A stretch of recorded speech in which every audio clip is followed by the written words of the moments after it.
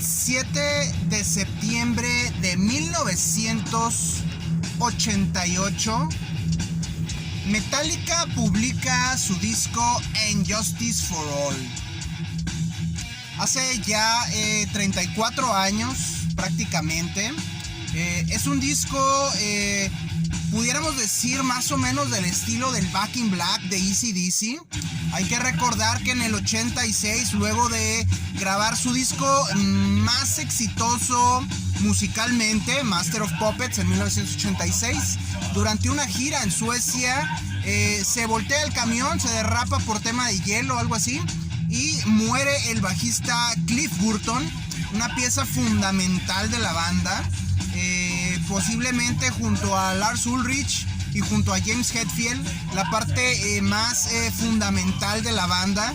Creo que Kirk Hammett, por su papel que llegó después a Metallica para sustituir a Dave Mustaine, que sus solos estaban muy basados en el estilo de Dave Mustaine, y que su papel siempre se ha relegado mucho al tema de los solos de guitarra nada más.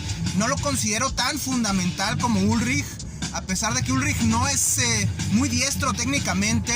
No es tan fundamental como Hetfield, que prácticamente Hetfield es Metallica. Y en algún momento era tan importante Cliff Burton como James Hetfield. Entonces el papel de Burton era importantísimo. Pierden a Burton en 1986, luego de que jugara en un juego de póker una cierta cama en el autobús. La pierde contra Kirk Hammett, curiosamente. Gana Cliff Burton, escoge cama, y precisamente de ese lado se voltea el camión. Se sale Cliff Burton del camión por una ventana y luego es aplastado por el camión. Ahí muere el bajista Cliff Burton, a quien muchos consideran uno de los mitos más grandes de la historia del heavy metal, del thrash metal, Cliff Burton. Entonces, para cuando Metallica llegaba a grabar su disco And Justice for All, ¿qué querían? Bueno, cuando grabaron Master of Puppets, querían originalmente a el bajista y vocalista Geddy Lee de los Rush como productor. Era un anhelo que tenía la gente de Metallica, tener a Geddy Lee como productor. Por alguna razón no se pudo materializar. Terminaron con Flemming Rasmussen, que era su productor, por así decirlo, que había trabajado con ellos en Ride the Lightning. Se estaba convirtiendo en su productor de cabecera.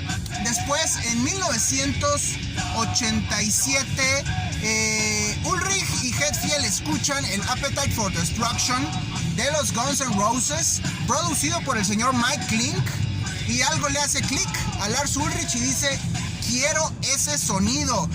Appetite for Destruction en el 87 para Lars Ulrich fue uno de los discos más increíbles que había escuchado, según él. Le encantó la producción y dijo: yo quiero a Mike Clink. Así que mandan traer a Mike Clink, que pienso que da de alguna forma el sonido, la puntilla para lo que sería el sonido del And Justice for All.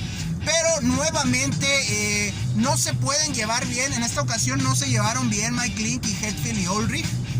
No consiguen proseguir con las grabaciones, apenas las habían iniciado. Echan fuera a Mike Clink y contratan a Flemming Rasmussen otra vez, y ya se vuelve prácticamente como si fuera su productor de cabecera. Flemming Rasmussen, que había producido discos para UFO, que había producido discos para Rainbow de Richie Blackmore. Se queda Rasmussen prácticamente como productor de cabecera de Metallica, y lo que sucede a continuación es que obviamente tienen dudas respecto a el tema de... se sienten inseguros sin Cliff Burton, se sienten inseguros con el nuevo bajista Jason Newsted. ¿Y qué sucede? Que en la mezcla Newsted se queda hasta abajo, casi imperceptible, y así And Justice for All de 1988 se convierte en un disco prácticamente de guitarra y batería. La batería de Lars Ulrich, que como muchas veces lo he dicho, no es el mejor baterista del thrash metal, no es el mejor baterista del heavy metal, no es ni siquiera, como han dicho los miembros de Metallica, el mejor baterista que hay dentro de Metallica. Así imagínense cómo está el tema. y lo que hace Flemming Rasmussen es poner una lupa, un microscopio así, a todo lo que da sobre la batería de Lars Ulrich para poder equilibrarla contra la guitarra de James Hetfield, para que más o menos quede nivelada la mezcla, porque Hetfield dominaba totalmente, y lo que pretendían con And Justice for All es ir todavía más allá de lo que hacía el Master of Puppets, pero pretendían aumentar las estructuras, alargarlas, hacerlas más complejas, pero hacer más simple la instrumentación, es decir, dejarlo en un básico de guitarra, de batería y de voz. Eso es lo que se dedica a hacer Flemming Rasmussen en esta mezcla tan controversial del And Justice for All. Curiosamente, cuando graba Dave Mustaine y Megadeth en el 90, cuando graban el Rust in Peace, Dave Mustaine, que es bastante mala leche, pero a la vez bastante inteligente, recuerda que el Metallica quería hacer un disco con el productor Mike Clink. Querían a Mike Clink por el sonido de Guns N' Roses. Entonces Dave Mustaine le dice a Mike Clink: vente para acá y vamos a grabar. Graban el disco Rust in Peace de 1990, que se convertiría en uno de los grandes discos del thrash metal, del heavy metal en general. Un disco legendario. Los vimos en gira en Monterrey junto a Judas Priest allá por el 90 precisamente, con la gran alineación que incluía a Marty Friedman y a Nick Menza. De alguna manera Dave Mustaine rió al último y rió mejor, porque se quedó con Mike Clink e hizo el disco que querían hacer Metallica. Al final, And Justice for All, le tengo mucho cariño a ese disco, 1988. Tenía yo apenas unos 12 años, 13 años más o menos. Y recuerdo que fue el primer disco de Metallica que yo fui a la tienda y lo pagué de mi dinero en una edición nacional, una edición mexicana del And Justice for All, con las letras traducidas todas mal, como sabemos. Porque había escuchado ya el Ride the Lightning y el Kill 'Em All, pero los tenía en versiones copia, como muchos hicimos copias caseras en cassette. Y el Master of Puppets solamente lo había escuchado, ese no tenía una copia, lo había escuchado con un amigo y dije: eso me gusta bastante. Había caído ya en el rabbit hole, porque en ese tiempo todavía escuchaba, por ejemplo, a AC/DC, a Motley Crue, a Guns N' Roses, y todo eso te va llevando a cosas más pesadas como Testament, Anthrax, Slayer grabó en el 86 el enorme Raining Blood, al igual que el Master of Puppets, son del mismo año, el mejor año del thrash metal. Y precisamente en el 88 sale el And Justice for All. Voy al centro, a Morelos, había una tienda de discos, veo el disco en versión nacional y digo: lo quiero, lo compro, y lo empiezo a escuchar en mi casa. Es un disco inmediato. Es un disco no tan complejo, creo yo, aunque así querían hacerlo, pero la instrumentación ayuda. No es un disco tan complejo como el Master of Puppets, no cuenta con un instrumentalista tan avanzado como Cliff Burton. Y lo que sucede precisamente es que empiezan a buscar nuevos caminos. Ulrich y James Hetfield empiezan a hacer más retorcidos todos los riffs, todos los pasajes, no tan densos musicalmente, por lo mismo, por la instrumentación minimalista, la producción minimalista que centra solamente en Hetfield y en Ulrich toda la producción o todo el sonido. Y hacen lo que sería, no puedo decir que es el disco más comercial de Metallica, definitivamente no lo es. Sí es muy accesible para ese tiempo. Lo considero un tanto superior en algunos aspectos. Pudiéramos decir que la experiencia y el saber lo que querían ayudó a Metallica a que fuera un disco en ciertos aspectos mejor que el Ride the Lightning, mejor que el Master of Puppets. Definitivamente lo que ellos aspiraban era hacer un disco mejor que el Master of Puppets, hacer el disco más complejo, más técnico, más pesado de la historia, y casi lo lograron. Tal vez si hubiera estado Cliff Burton hubiera sido un disco brutal, masivo, exponenciado al máximo gracias a Burton. No se pudo, pero hay muy buenos riffs de James Hetfield, de los mejores riffs de la etapa posiblemente más creativa de Hetfield es en el And Justice for All en 1988. La producción y esa mirada microscópica de Rasmussen a la batería de Lars Ulrich ayuda, definitivamente ayuda. Se va mucho por el doble bombo Ulrich, como podemos escuchar, y la producción definitivamente de Rasmussen le ayuda a cubrir muchas de sus deficiencias. Considero que es uno de los mejores discos de Metallica, si no es que el mejor.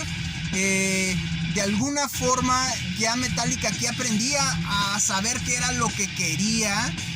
Obviamente hay una dependencia enorme de productores, de Metallica hacia los productores.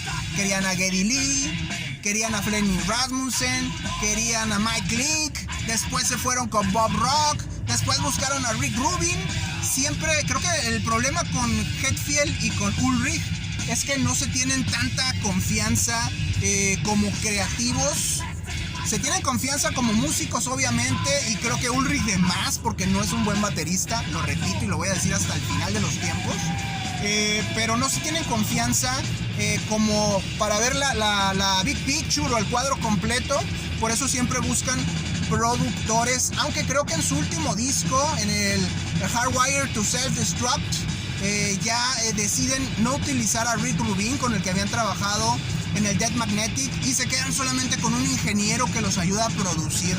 Entonces creo que al final Metallica encontró esa fórmula o esa manera de trabajar ya sin la visión de un productor, sino bajo su visión propia, que creo que es importante, aunque creo que ahorita deben de estar paralizados sin saber qué hacer.